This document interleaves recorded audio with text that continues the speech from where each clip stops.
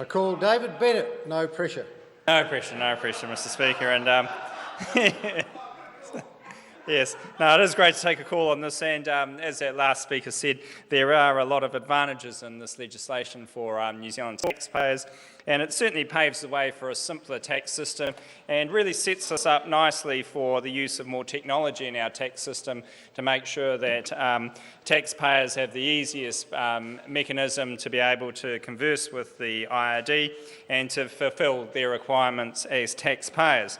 There's a number of changes in the bill that have gone through with the Minister has spoken about, and as we go through the process of the committee stages and further readings, I'm sure they'll become more evident. But the general thrust of it is that around the simplification of the tax administration system, and that paves the way for the changes that are going through the business transformation system. And what is the member from New Zealand First saying? Oh no, so the New Zealand First member. No, we won't.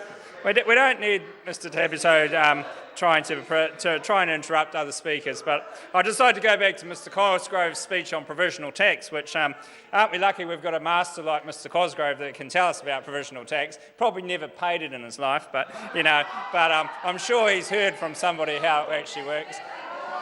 Point of order, the Honourable Clayton Cosgrove. I always meet my tax obligations, unlike many of the donors to that member's party. Point of order. More a matter of debate.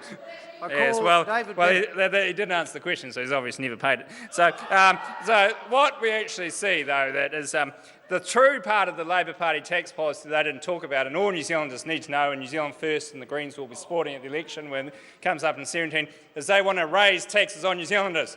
They want to increase taxes on New Zealanders. Talk about provisional tax. They'll talk about that till the cows come home, but they won't talk about those tax rates. 50% is what they'll be aiming for in the Labour Party.